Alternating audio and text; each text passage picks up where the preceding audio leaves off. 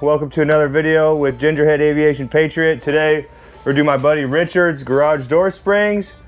His broke, so we're gonna go ahead and install 2 new springs.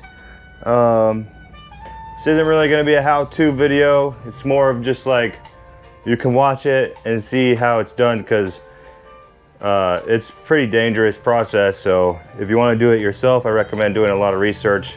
It's a lot of information that goes into this, and I don't really have time to go through it all, but you could kind of watch it if you want and get some tips and pointers for what we do or whatever. But just keep in mind, it is dangerous, so make sure you wear protection. I got some safety goggles I'll be throwing on here in a minute too, so let's get into it. Yeah, because if these springs blow up in our face, we don't want to F our eyes up, you know. Alright guys, so basically what we're going on here is just we're taking off the springs and the sides here where the cables go. You just need a 3/8 wrench and you can get all that off right there. But do be careful if there's tension on that spring, make sure you relieve the tension. Putting on the new ones here. Now the new springs, this garage door didn't need 2, but we put 2 on there because that's what Richard wanted. So we tried the 2 at first, but it turns out we only needed the 1. So you do one side at a time, and then you can slide the rod over. And luckily we didn't bend that rod too bad. And then you just tighten those lock screws back up on each side, and then put those bolts in for the springs. We had to get longer bolts because he went with the 2 springs instead of the single like he originally had.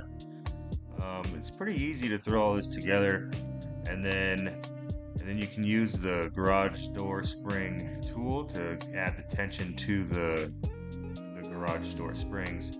So I recommend putting some tape around like 1 inch thick, 1 inch deep on those things, the tools, so that you know how far in they are so they don't fall out on you. Basically we're just putting on, we did like 25 turns on each one to see how it went, and then we thought it had too much tension, so we ended up taking some out, because you'll see here in a second it just lifts up the garage door, but it's supposed to do that. We'd never done this before, so we weren't really thinking. But once it lifts up here, it kept coming off, the cables kept coming off those the little deals here on the end where it would go up. So we just kept trying to figure that out. Why was it coming undone? It turns out it was coming undone because the springs weren't winding up all the way. The springs would unwind and then they would stop, and then we'd push the garage door all the way up, and then the cables would just undo. So what we ended up having to do was we took one of the springs off completely and then tightened up that left spring 35 turns so it could wind up all the way when the garage door was all the way up, and then it wasn't getting caught no more. We had to redo those cables like 3, maybe even 4 times before we finally figured out what was going on. But I do recommend being careful, because I'm sure you'll see here in this video eventually, the door hit me in the face and just knocked me off the step stool there. But yeah, so let's see. Yeah, we're just kind of rewinding some springs here. Get this door back in place.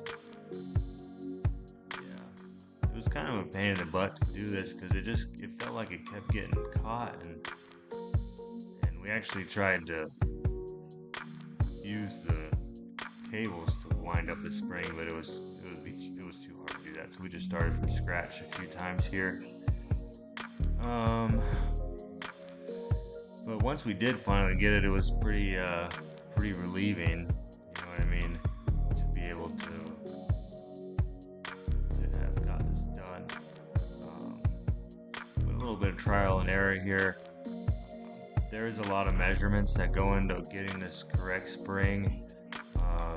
There's a lot of measurements for the spring, for the radius of your door tracks, your door weight, all this stuff. So it's all on, like, there's a garage doors website you can go on, and like where you can go to order these springs. Because when he ordered these springs, they came with a tool and everything that you needed. But basically, you go to this door website and you put in like how much your door weighs, what your radius is for your door tracks, and then you can look at what your old springs was and get some measurements off of there. But it'll tell you what you need, and you throw all that information in there, and then it'll tell you what spring it recommends, and then it'll tell you like a cycle life, basically how many times this spring can go up and down before it's gonna fail on you. So there's quite a few things that you can look at when getting these springs. And I think they went with 2 springs just to try not to have it fail again. But it wasn't working out, because when we tightened them both down,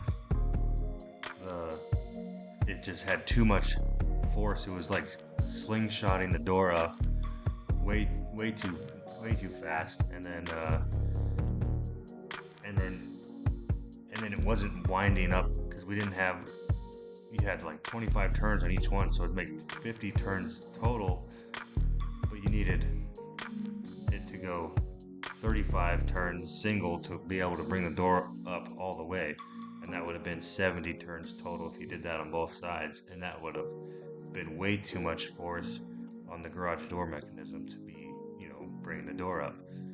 But once we figured that out and the door was actually working, then we knew we were going to be good.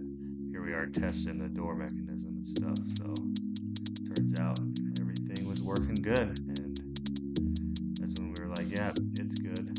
And we did have to put some screws in on the door, because his rivets had come out previously when it broke. So we put in some self-tappers there, and it held right up.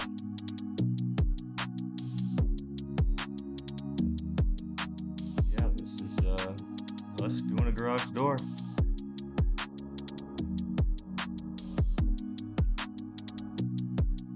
Thanks. Hope you guys enjoy.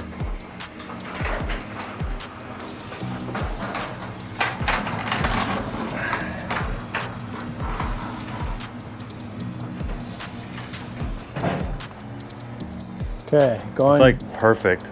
Yeah, it sounds amazing. Like I never made that quiet sound before. It was always like hang. But here we go, going down. Are you holding it, or just no? Oh, actually, that's it. That's money, dude. That's money. Choo! That's money, dude. Thanks, man. Dude, Did it. After a year and a half just kind of sitting there, I just needed you, man. And that's how you do it. It took some adjustments, getting hit in the face. Turns out we only needed the one spring, but he has the other one on there. It's loose, so it's not doing anything. If this one fails him again, like the last one did, he can just tighten this one up to 35 turns. 35 was the magic number. Garage door works perfect.